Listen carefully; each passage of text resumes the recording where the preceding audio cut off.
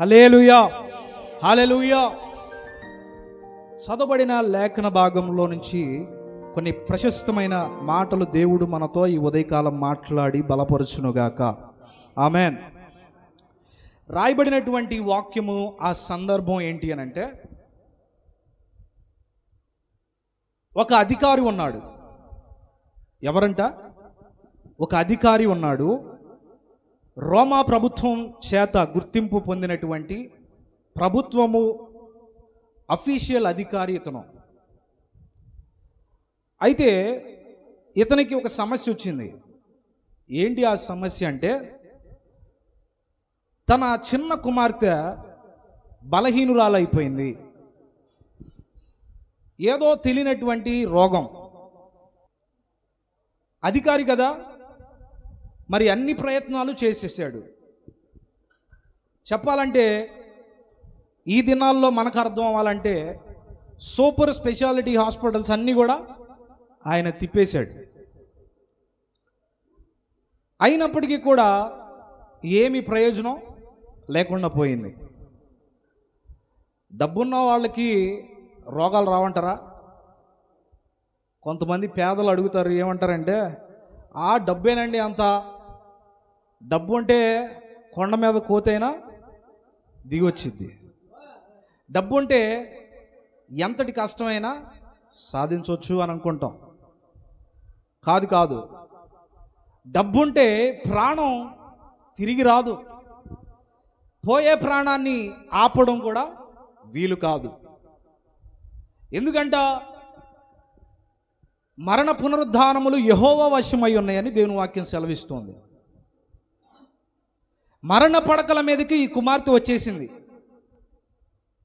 ఇక బ్రతుకుతారు అన్న ఆశ లేక ఎక్కడికి పంపించేశారంట? ఇంటికి పంపించేశారు. అర్థమవుతుందా? బ్రతికే అవకాశం ఇక లేదు, మీరు ఇక ఇంటికి తీసుకువెళ్ళిపోండి ఈ కుమార్తెని అని చెప్పారు. అప్పట్లో ఉన్నటువంటి వైద్యులందరూ ప్రయత్నించారు. ఇతడు అధికారి కాబట్టి ఎన్నో రకాలైనటువంటి వైద్యాలను చేయించాడు. ఎంతోమంది ఇంటికి వచ్చి చేస్తూ వెళ్తూ ఉండేవాళ్ళు. బహుశా తన యొద్ద ఉన్నటువంటి ధనాన్ని కూడా మింగేసి ఇక ఎందుకు కూడా వైద్యం చేయలేక వదిలేశారు. అందుకనే అతనికి ఎవరి మీద కూడా ఆశ లేకుండా బొత్తిగా పోయింది.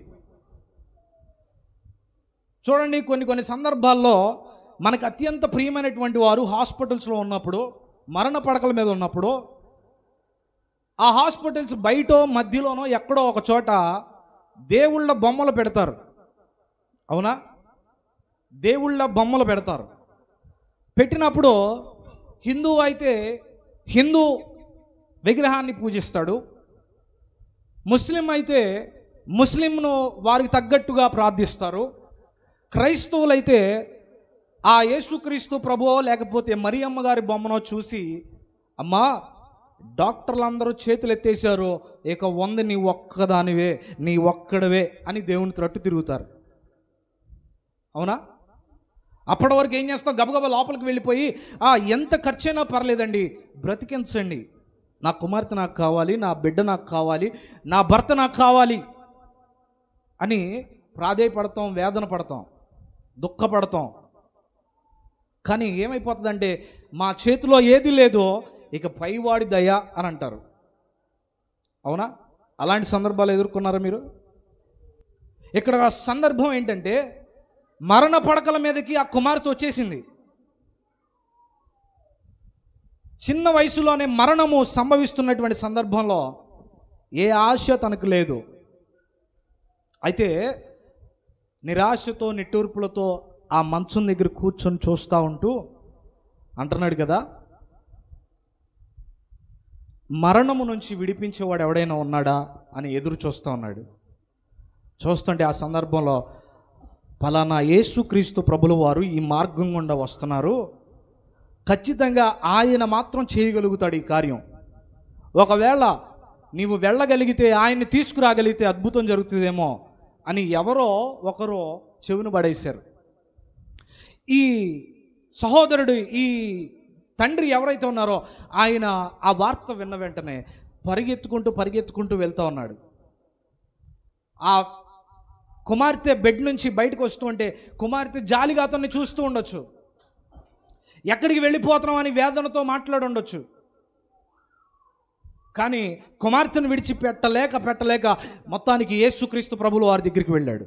వెళ్ళి అంటున్నాడు కదా, యేసయ్యా నీవు అద్భుతాలు చేసేవాడివి, ఆశ్చర్యాలు చేసేవాడివి, నీ గురించి నేను విన్నాను, ఎంతోమంది వైద్యులకు చూపించాను, కానీ నా కుమార్తె బాగుపడదన్నారు, పైగా మా వల్ల కాదని ఇంటికి పంపించేశారు. అందుకనే ఏమైపోయిందో తెలుసా, మరణపు అంచులలో ఉంది.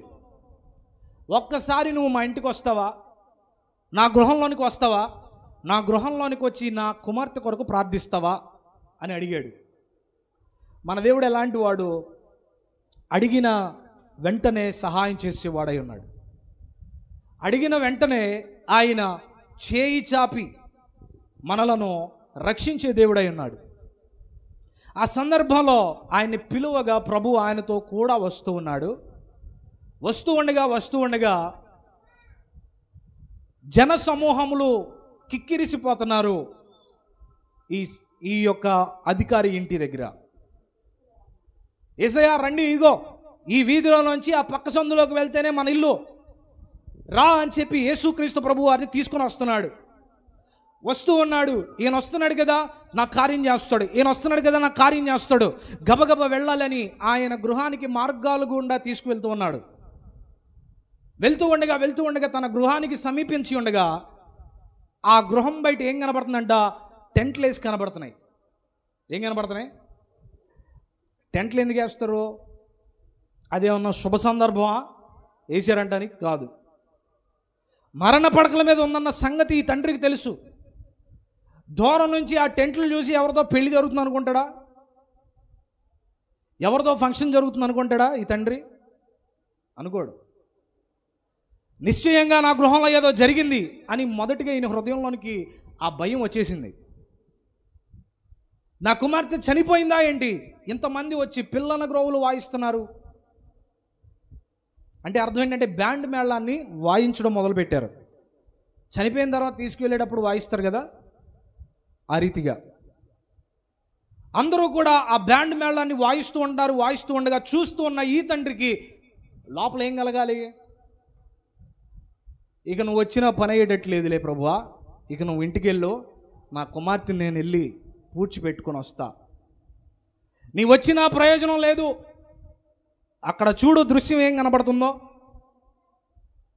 బ్యాండ్ మేళాన్ని వాయిస్తున్నారు అంటే అర్థం ఏంటి, చనిపోయిందని నా కుమార్తె, నీవు వెళ్ళిపో, ఇంకా అవసరం లేదా అని అన్నాడా? లేదు.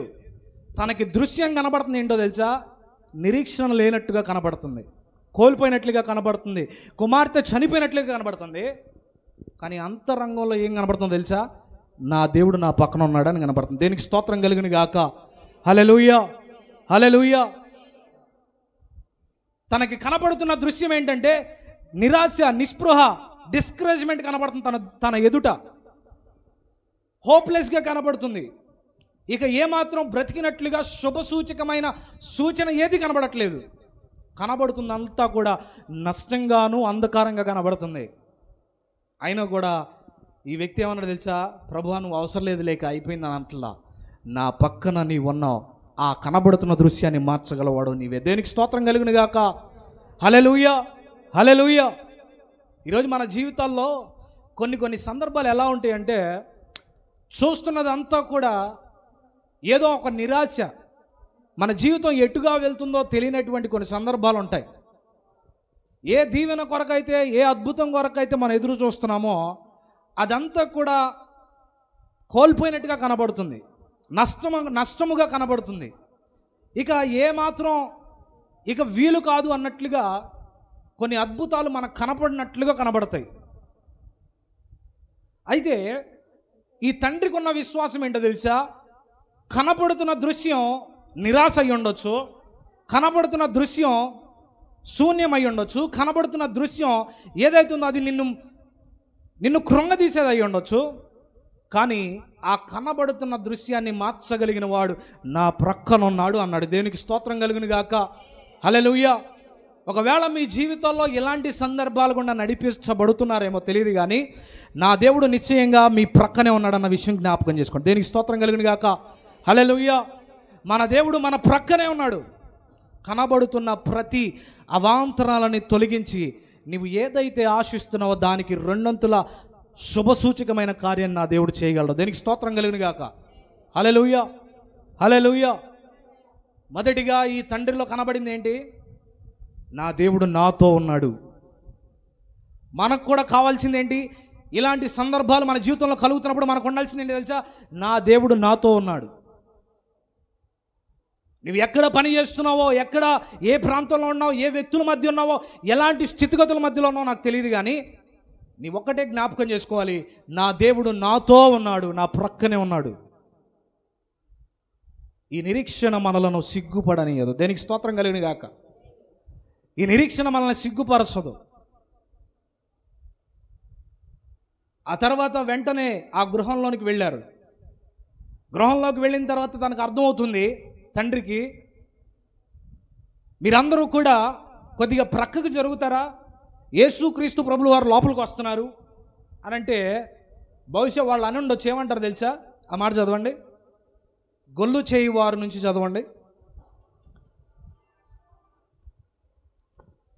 గొల్లు చేయుచున్న జనసమూహమును చూచి, గొల్లు చేయుచున్న జనసమూహమును చూచి, స్థలమీయుడి ఈ చిన్నది నిద్రించుచున్నదే గాని, ఈ చిన్నది నిద్రపోతుందే గాని చనిపోలేదని వారితో చెప్పగా, చనిపోలేదని ఆ వారితో చెప్తూ ఉండగా వాళ్ళు ఏమంటున్నారంట? అపహసించిరి. వారు అపహసిస్తున్నారంట. అర్థమవుతుందా? అపహసించడం అంటే ఏంటి? హేళన చేయడం, నీ వల్ల ఏమవుతుందిరా అని నిరాశపరచడం. అక్కడ జరుగుతున్న కార్యం ఏంటి? నువ్వు మాట్లాడుతుంది ఏంటి? ఆవిడ ఆల్రెడీ మరణించింది.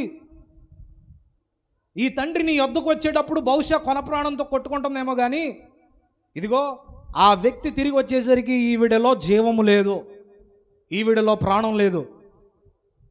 మేము ఆల్రెడీ తీసుకువెళ్ళడానికి సిద్ధపరిచేసాం. ఎక్కడి నుంచి తీసుకొచ్చావన్నీ? ఈయనకి మతి లేదా?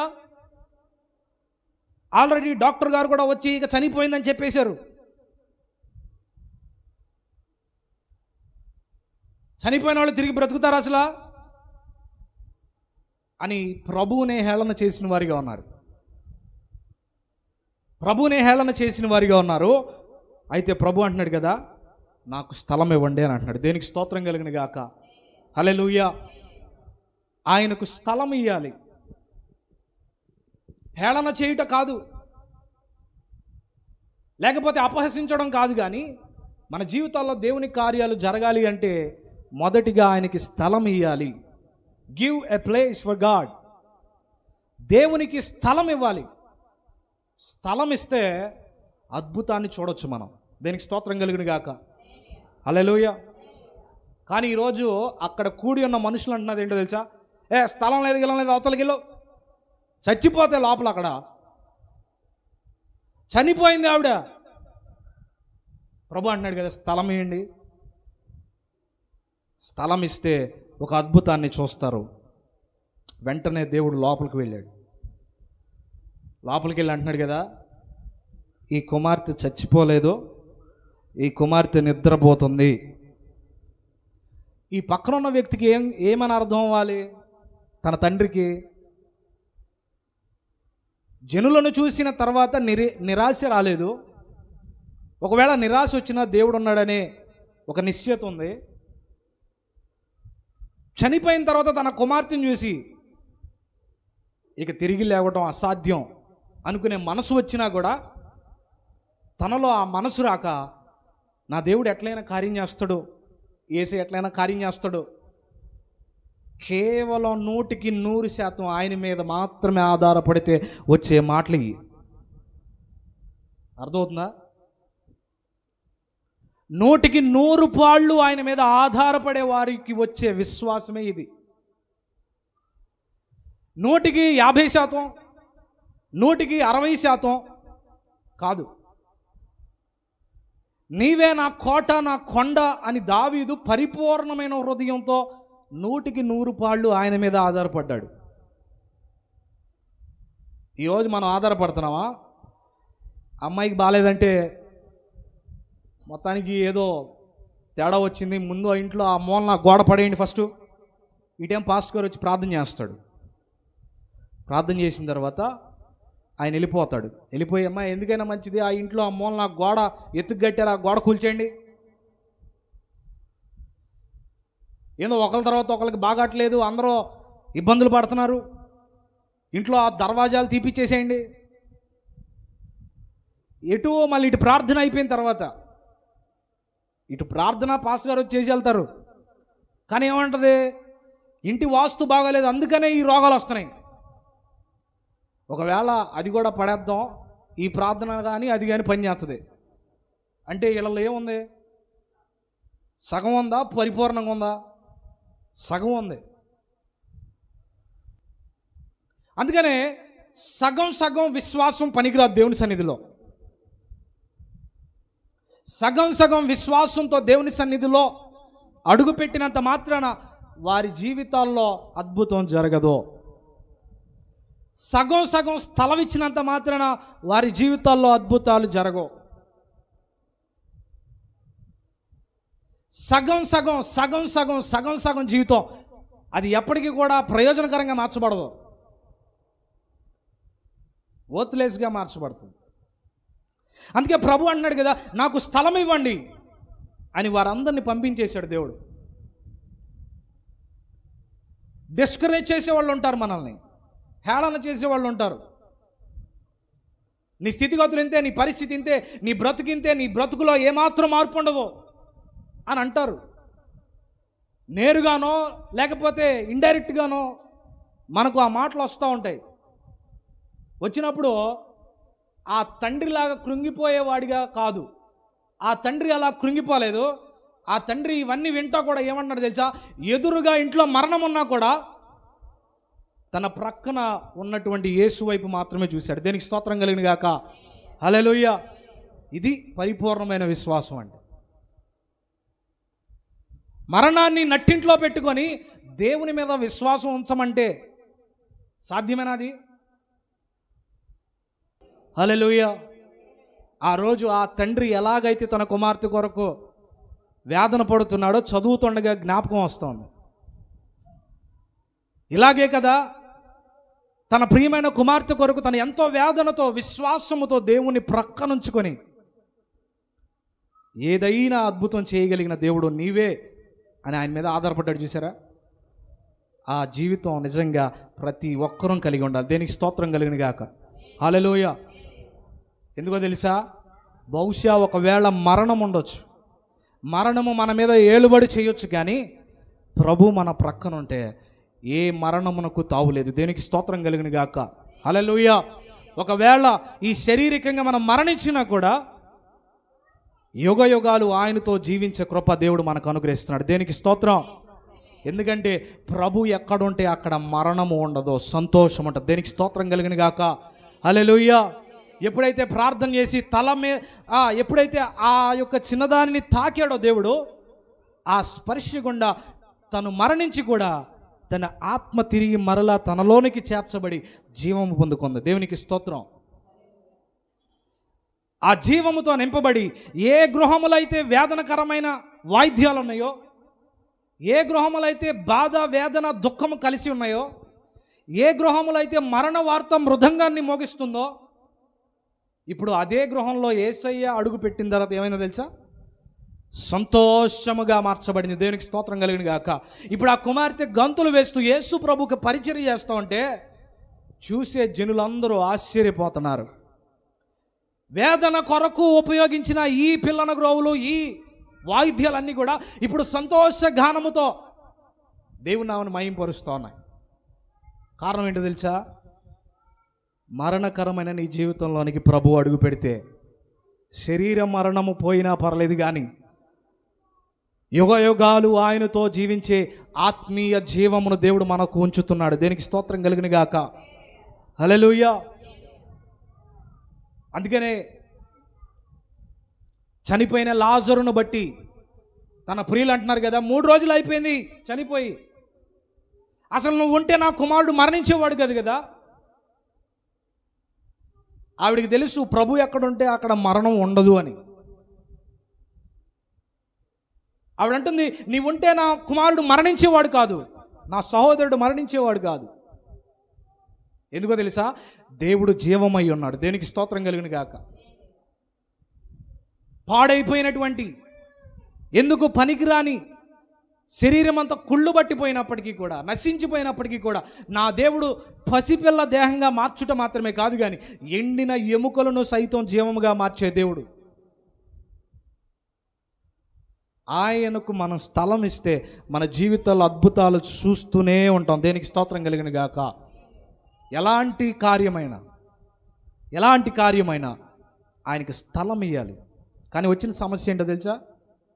గొల్లు చేసిన వారి సంఖ్యలోనే క్రైస్తవులు ఉంటున్నారు, కానీ ఈ తండ్రి కలిగి ఉన్న విశ్వాసముతో క్రైస్తవులు ఉండట్లేదు. అందుకనే ప్రభు వేదనతో మాట్లాడుతున్న ఒక మాట. ఒక స్త్రీ అంటది, అయ్యా నీతోనే నా జీవితం, నీవెక్కడ అడుగు పెడితే అక్కడికి నేను వస్తా, నీ పాద సేవ చేసుకుంటా చాలు అని అంటే ప్రభు అంటున్నాడు. ఏమంటున్నాడు తెలుసా ప్రభు? నక్కలకు, బరియలకు, ఆకాశ పక్షులకు వాటి నివాస స్థలాలు ఉన్నాయి, కానీ మనుష్య కుమారుడైన నాకు మాత్రం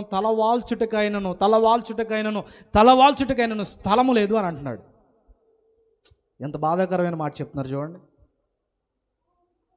నక్కలకు, బొరియలకు, పశువులకు మాత్రం వాటి స్థావరాలు ఉన్నాయంట, కానీ ఈ లోకం మరణపరంగా మార్చబడి మరణముతో నింపబడిన ఈ లోకాన్ని ఆయన జీవముతో నింపాలని వచ్చిన దేవునికే స్థలం లేకుండా పోయింది నేటి క్రైస్తవ జీవితాలు. వారి సంఘాల్లో దేవునికి స్థానం లేదు, అయ్యగారికి మాత్రమే స్థానాలు ఉంటాయి. కొన్ని సంఘాల్లో దేవునికి స్థలం తప్ప మిగతా వారందరికీ స్థలాలు ఉంటాయి. పేరుకు వెనక కుర్చీలు వేస్తారు, 3 ఖాళీ కుర్చీలు వేస్తారు. ఎందుకు? అక్కడ తండ్రి, కుమార, పరిశుద్ధాత్మ దేవుడు ఉంటాడు. కానీ ఆ మందిరంలో ప్రభువుకి స్థలం ఉన్నదా అంటే లేదు.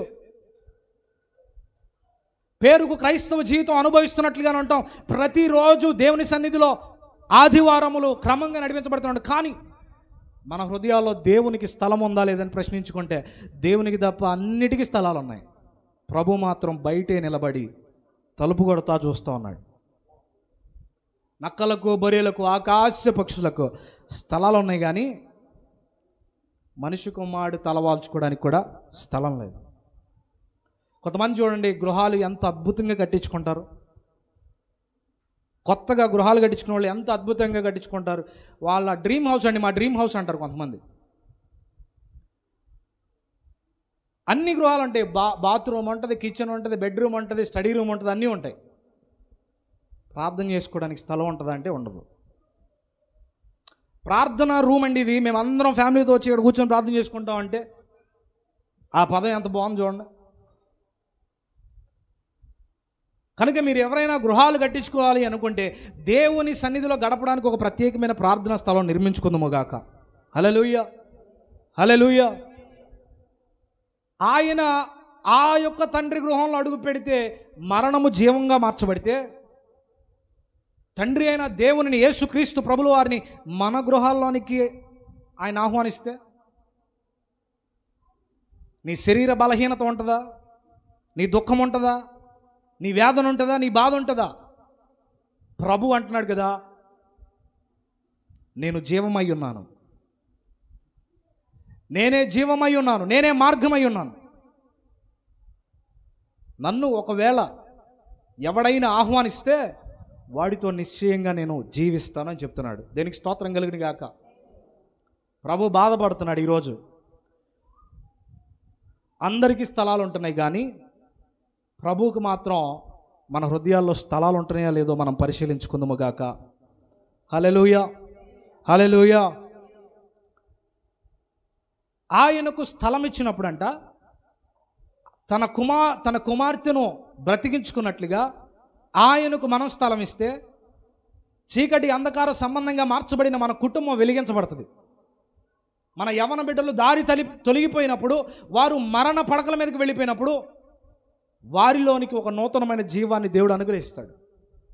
అందుకే కొన్ని కుటుంబాలు ఏమైపోతున్నాయి అంటే, ప్రభు లేని కుటుంబం కుక్కలు చింపిన విస్తరాకే. ప్రభు లేని వైవాహిక జీవితంలో ప్రభు లేకపోతే ఆ వైవాహిక జీవితం కూడా కుక్కలు చింపిన విస్తరే. దేవుడు లేకపోతే ఆ గ్రామము వ్యర్థమే. సొదొమ గొమొర్రా పట్టణంలో అన్నీ ఉన్నాయి, దేవుడు మాత్రమే లేడు. ఆ పట్టణం ఏమైపోయిందంట? భయంకరంగా నశించిపోయింది, మ్యాప్లోనే లేకుండా పోయింది. ప్రభు అన్నాడు ప్రకటన గ్రంథంలో రాస్తున్నటువంటి మాట, ఇదిగో హృదయం అనే ద్వారము యొద్ద నేను నిలిచి ఉన్నాను. ఎందుకు నిలిచి ఉన్నాడు తెలుసా? కొరింథీయులు రాసిన పత్రికలో ఒక మాట ఉంటుంది, అది చదవవసరం లేదు. మొదటి కొరింథీయులు రాసిన పత్రిక 6వ అధ్యాయం 19-20 వచనాల్లో ఒక మాట రాయబడి ఉంటుంది. ఏమని ఉంటుంది తెలుసా? మీ దేహము దేవుని వలన మీకు అనుగ్రహించబడి ఉన్నది కనుక మీ దేహము మీది కాదు, కానీ ఈ దేహమును అనుగ్రహించినటువంటి దేవుని ఆలయముగా మీ హృదయాలు మార్చుకోండి అని అంటాడు. అవునా? మీ దేహము దేవుని వలన అనుగ్రహించబడి ఉన్నది కనుక మీ హృదయం అనే ఆలయములో ఆయనను మీరు ఆహ్వానించినప్పుడు, అందుకనే ప్రకటన గ్రంథంలో ఆ మాట రాయబడి ఉంది, ఆయన తలుపు ద్వారం యొద్ద, హృదయం అనే ద్వారం యొద్ద తలుపు కొడతా ఉన్నాడు. నా కుమార్తె, నా కుమారుడా, తలుపు తీసి స్థలం ఇస్తావా?